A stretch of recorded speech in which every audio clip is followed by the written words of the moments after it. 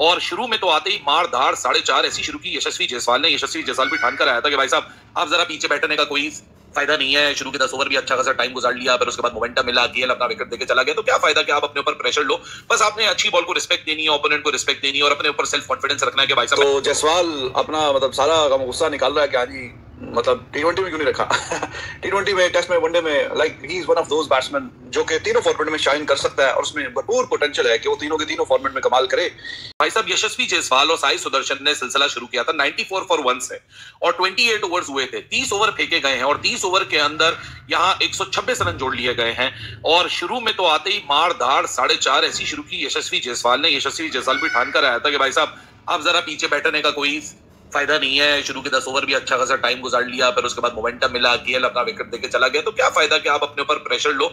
बस आपने अच्छी बॉल को रिस्पेक्ट देनी है, ओपोनेंट को रिस्पेक्ट देनी है और अपने ऊपर सेल्फ कॉन्फिडेंस रखना है कि भाई साहब मैं इन कंडीशंस में एक शहंशाह किस्म का बैटर हूं और मैं एक ऐसा बैटर हूं जिसने इंग्लैंड के खिलाफ 2-2 दफा डबल सेंचुरी लगाई हुई है घर के ऊपर, 6 टेस्ट सेंचुरीज ऑलरेडी स्कोर की हुई है। सो भाई मेरा जो मुकाबला है वो वेस्ट इंडीज बॉलिंग लाइनअप के सामने काफी ज्यादा सुपीरियर है, तो मैं उसी तरीके से आऊंगा। सो यशस्वी जायसवाल उसी तरीके से आया और मेरे ख्याल से it is a testament once again कि why he is so good in test cricket when it comes to batting and he is not only about putting the runs. मतलब ये होता है ना कि कुछ बल्लेबाज सिर्फ रन्स बनाते हैं, कुछ बल्लेबाज सॉलिड टेक्निक दिखाते हैं, फिर फेयरलेस टेम्परामेंट रखते हैं, स्ट्रॉन्ग मेंटल गेम भी होता है, वो एक्सीलेंट अगेंस्ट स्पिन भी होते हैं, एक्सीलेंट अगेंस्ट पेस भी होते हैं, फिटनेस और फोकस होता है और एक लर्निंग माइंडसेट होता है।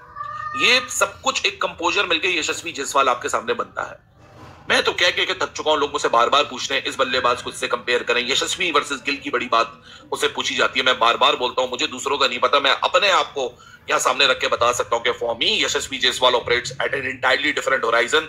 ये भाई साहब जनरेशनल प्लेयर सिर्फ ऐसे ही नहीं कहा जाता, जिंदगी रही तो 2-4 साल बाद आप देख लीजिएगा कि यशस्वी जायसवाल किस पोडियम पे बैठा होगा।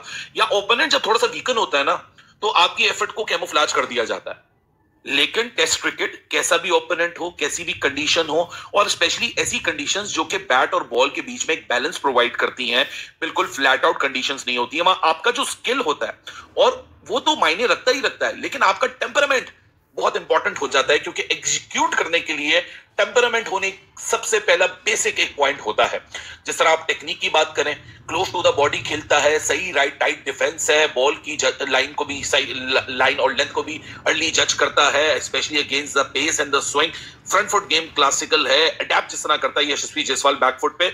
मेरे ख्याल से ये जो एडजेक्टिव्स या एनोलॉजीज है ना, ये बहुत दफा हम बता चुके हैं, बट वही वाली बात है कि जब आप एक मुकाम को हासिल कर लेते हो ना, आपको कंसिस्टेंटली करना पड़ता है और वहां फिर आपका टेम्परामेंट बहुत ज्यादा इंपॉर्टेंट हो जाता है। आज भी आप देखो कि Jaiswal doesn't get overawed by situations और रेपुटेशंस, मतलब वो एक अपने ही सेल्फ क्रिएटेड माइंडसेट के साथ डोमिनेट करता है रादर देन सर्वाइविंग। कोई रेकलेसनेस नजर नहीं आती और ये जो बैलेंस है ना, यही चीज इसको सबसे ज्यादा खतरनाक बना देती है। अब जिस तरीके से यशस्वी जायसवाल की जो स्ट्रॉन्ग मेंटल गेम की हम बात करते हैं, वो किस चीज से बैक्ड है? वो इसलिए बैक्ड है क्योंकि एक इमेंस मेंटल टफनेस को बिल्ड कर लेना लफ्जों में बहुत अच्छा लगता है, लेकिन आपको एग्जैक्ट आपका फोकस पता होना चाहिए कि आप हो क्या। अभी तो जायसवाल अपना मतलब सारा गुस्सा निकाल रहा है कि हाँ जी मतलब T20 में क्यों नहीं रखा। T20 में, टेस्ट में, वनडे में, like he is one of those batsman जो कि तीनों फॉर्मेट में शाइन कर सकता है और उसमें भरपूर पोटेंशियल है कि वो तीनों के तीनों फॉर्मेट में कमाल करे।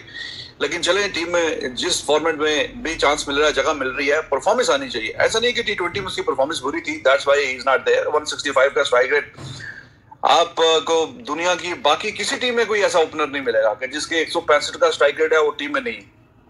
165 का स्ट्राइक रेट अनबिलीवेबल होता है, अनबिलीवेबल।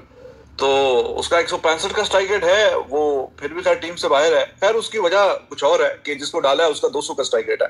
लेकिन वैसे एक बंदे की मैं ये बात नहीं कर रहा कि वो T20 में क्यों है क्यों नहीं है, मैं वैसे बात कर रहा हूँ कि इस बंदे का जो इम्पैक्ट है, जो बात है, जो उसमें एक खास किस्म का टैलेंट है, तो ही इज अमेजिंग। दुनिया के किसी और टीम में होता तो 165 के स्ट्राइक रेट से तो कोई सोच भी नहीं सकता बाहर करने का, लेकिन बहरहाल अब इंडिया के पास 200 के स्ट्राइक रेट वाला था, दैट्स व्हाई उसको चांस नहीं मिला।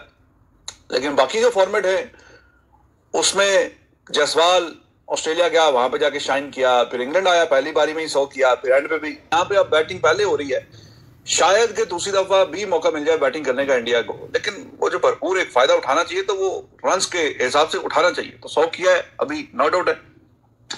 और इसकी एक आदत है कि जब 100 करता है तो फिर अच्छे 100 करता है, फिर लंबे 100 करता है। फिर ऐसा तो नहीं है कि 100 करते साथ ही आउट हो जाए। जो इसका मेडन 100 था वेस्ट इंडीज में जब आया था, पहली बारी थी इसकी, तो उसमें भी ऐसा नहीं है कि जैसे 100 किया और साथ ही आउट हो गया, अच्छे लंबे रन करता है।